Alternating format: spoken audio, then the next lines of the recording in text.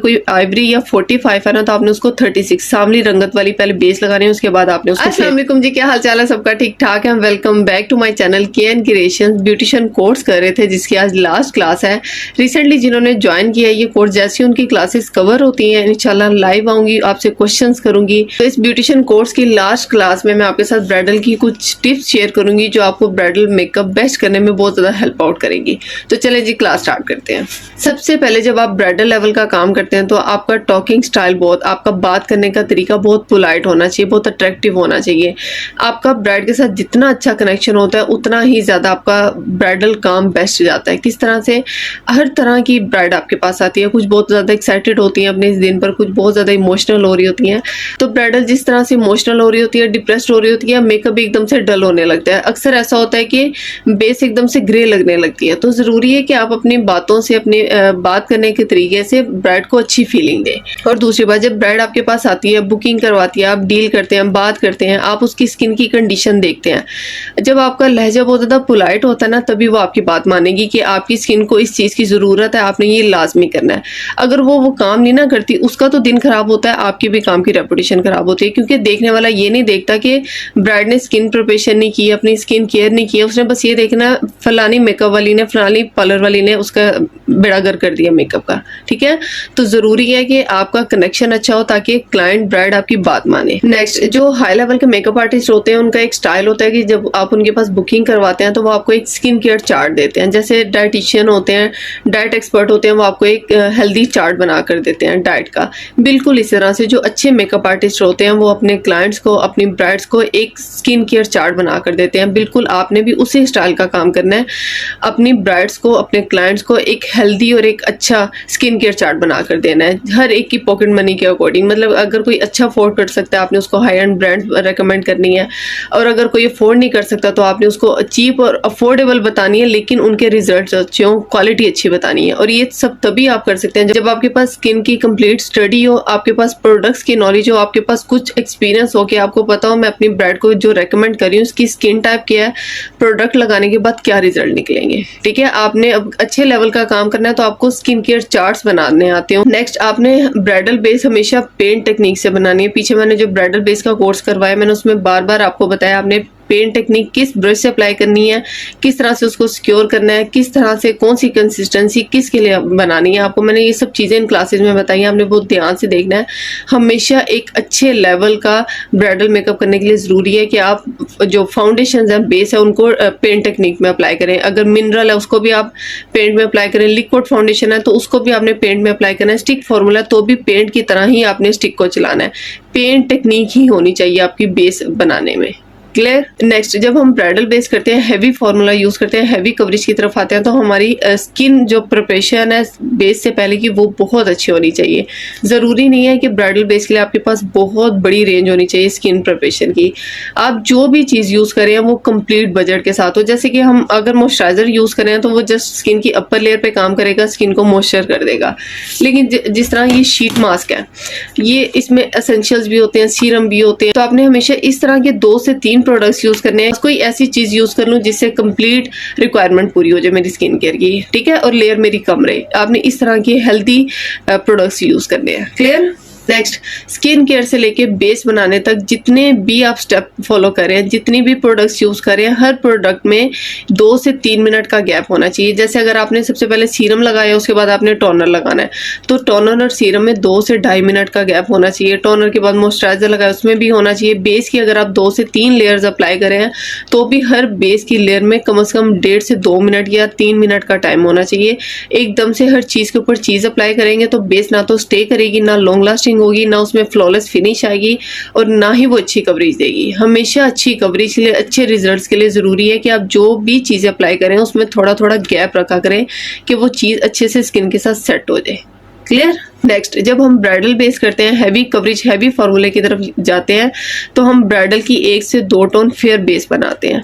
ठीक, तो जब हम फेयर की तरफ जा रहे होते हैं और हैवी फार्मूला यूज करते हैं तो अक्सर ऐसा होता है कि बेस ग्रे होने के चांसेस हो जाते हैं। तो आपने क्या करना है, आपकी बेस ग्रे ना हमेशा अपनी जो आपकी ब्राइड की स्किन की टोन है ना उससे 2 टोन डार्क बेस सबसे पहले लगानी है। जैसे अगर कोई आइवरी या 45 है ना तो आपने उसको 36 सांवली रंगत वाली पहले बेस लगानी है, उसके बाद आपने उसको फेयर की तरफ लेके जाना है। सवाल ही पैदा नहीं होता कि आपकी ब्राइडल की बेस ग्रे करे अगर आपने 2 टोन डार्क उसके कम्प्लेक्शन से बेस नीचे लगाई हुई है तो। क्लियर। नेक्स्ट, ब्राइडल मेकअप में हमेशा आपने डबल एप्लीकेशन करनी है। जिस तरह से हमारी बेस की होती है, पहले लिक्विड या स्टिक लगाई, फिर उसके बाद पैनकेक या पाउडर, हर चीज़ को आपने इसी तरह से करना है। लिक्विड या क्रीम ब्लशेज मैं आपको ये रिकमेंड करूंगी, जब आप ब्राइडल पे आते हैं तो आपने क्रीम ब्लशेज यूज़ करने हैं। लिक्विड थोड़ा सा ड्रनी में चला जाता है, जबकि जो हमारा क्रीम फॉर्मूला होता है ना, जो इस तरह से होते हैं, क्रीम बेस में होते हैं ब्लशेज, आपने इस तरह के ब्लश यूज़ करने हैं। उसके बाद पाउडर यूज़ करना है। अगर आप सिर्फ पाउडर ब्लश ऑन यूज़ करेंगे तो 3 से 4 घंटे बाद आपके ब्राइडल के फेस से ब्लश ऑन खत्म हो जाएंगे। तो आपने इस तरह इस लेवल का काम नहीं करना, अच्छा काम करना है। जिस तरह से क्रीम ब्लश ऑन यूज करना है, बिल्कुल इस तरह से आपने कंटूर भी पहले क्रीम यूज करना है, फिर उसको पाउडर से बेक करना है। हाइलाइटर भी, हर चीज की एप्लीकेशन आपने डबल करनी है। नेक्स्ट, आपने हमेशा अपने ब्राइडल के जो आई एरिया होता है ना, जहाँ पे आपने आई मेकअप करना है, वहाँ पे बेस नहीं कंसीलर लगाना है। कंसीलर का फॉर्मूला इस तरह से होता है, जब आप उसके ऊपर आई मेकअप करते हैं तो हर कलर बहुत उठ कर आता है, बहुत ज्यादा आपको ओवर एप्लीकेशन नहीं करनी पड़ती। कोई भी आप कलर अप्लाई करें तो वो एकदम से अपनी पिगमेंट देता है और बहुत ज़्यादा टाइम फ्रेश भी रहता है। बेस की निस्बत आपने जब कंसीलर्स पर काम करेंगे आई मेकअप, तो वो ज़्यादा अच्छा लगेगा। आई मेकअप की आपको ज़्यादा अच्छी कवरेज चाहिए, ज़्यादा अच्छी लुक चाहिए, तो आपने कंसीलर से बेस बनानी है अपनी आँख की। ठीक है। नेक्स्ट, आपने हमेशा ब्राइडल आई मेकअप करते हुए स्कॉच टेप्स यूज करनी है। उससे क्या होता है, आपको एंड में बहुत मजे का शेडो मिलता है। आप विदाउट स्कॉच टेप भी आई मेकअप करके देखें, विद स्कॉच टेप भी यूज करके देखें कि जो भी आप शेडोज यूज करें उसका एंड में बहुत सॉफ्ट कॉर्नर बन जाता है, जिससे आंख को बहुत मजे का फ्लो मिलता है। आपको विंग बनाने में बहुत आसानी रहती है, आंखें इक्वल बनती हैं, आंख की शेप बहुत मजे की आती है जब आप स्कॉच टेप यूज करते हो। नेक्स्ट, जब भी आपने ब्राइडल मेकअप करना है तो कभी भी सिंगल कलर से आपने नहीं करना। फॉर एग्जाम्पल, आपके पास पीच ड्रेस में ब्राइडल है, उसका पीच ड्रेस है, तो आपने सिंगल पीच कलर कभी भी यूज नहीं करना। हमेशा उस पीच में आपने या तो थोड़ा सा डार्क पीच ऐड करना है, थोड़ा सा ब्राउन ऐड करना है, हल्का सा प्लम, मतलब कि उससे रिजेंबल करते हुए जब हल्की हल्की सी टोन्स ऐड करके फिर आप आई शेडो बनाते हैं तो इतना कोई मजे का आई शेड क्रिएट होता है और बहुत ज्यादा उसमें डेप्थ आती है। जो आंख ब्राइडल आंख में गहराई होती है ना, हैवी कवरेज होती है, वो इसी से आती है कि आप कभी भी सिंगल शेड यूज नहीं करेंगे, हमेशा 2 से 3 शेड्स को यूज करना है। लेकिन जो 2 से 3 शेड मिक्स करने हैं वो एक दूसरे से मिलते जुलते हो। ऐसा नहीं है कि आपने रेड को उठा के ब्लू के साथ मिक्स कर देना, ब्लू को उठा के ग्रीन के साथ मिक्स कर देना, ऑपोजिट कलर्स नहीं। जैसे ये सब एक दूसरे से रिजेंबल करती हुई टोन्स है, ब्राउन, पीच, प्लम, ये एक दूसरे से मिलती जुलती टोन, तो आपने इन सबको मिक्स करके यूज करना है। बहुत मजे का न्यू शेड क्रिएट हो जाता है, जिससे आपकी ब्राइड की आंख बहुत हैवी और बहुत मजे की लगती है।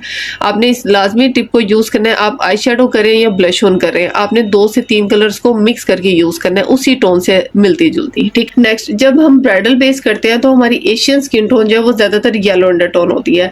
जब आपके पास येलो अंडरटोन में ब्राइड आती है, आपने उसकी कम्प्लेक्शन को फेयर रखने के लिए, आपकी बेस ग्रे ना हो, आपने उसमें हल्का सा warm touch, yellow touch add करना है। आपने या तो F1 या आइवरी या फिर आपके पास येलो बेस होनी चाहिए। फॉर एग्जांपल, आपके पास 45 कम्प्लेक्शन की ब्राइड आई है तो आपने उसके साथ आइवरी लाजमी ऐड करना है। आइवरी नहीं तो F1 थोड़ा सा ऐड कर देना है ताकि वो कम्प्लेक्शन थोड़ा सा फ्रेश हो जाए। अगर तो वार्म अंडरटोन है तो आपने उसको फ्रेश करने के लिए F1, आइवरी या फिर येलो बेस आपके पास होनी चाहिए। और अगर आपके पास पिंक अंडरटोन आती है, जो पठानी हमारी होते हैं या फिर कश्मीरी साइड के जो होते हैं, अगर इस तरह का आपके पास ब्राइड आ जाती है और वो पिंक अंडरटोन है तो आपने 1W 2W से उसको फ्रेश करना है, आइवरी या F1 से फ्रेश नहीं करना। ब्राइडल मेकअप करने के लिए जरूरी है कि आपने लिप लाइनर यूज करने हैं लिपस्टिक लगाने के लिए। आज के दौर का मेकअप करें तो आपके पास डार्क चॉकलेट ब्राउन से लेकर मस्टर्ड ब्राउन तक, ब्राउन की ज्यादातर टोन होनी चाहिए, क्योंकि जो लिप्स को पॉप आउट करने की थोड़ी सी टेक्निक यूज की जाती है। जब आप डार्क कलर से अपनी लिप्स की आउटलाइन करते हैं और फिर उसके ऊपर आप कोई भी ग्लोज लगाते हैं तो होंठों की शेप बहुत प्यारी आती है, स्माइल बहुत प्यारी आती है।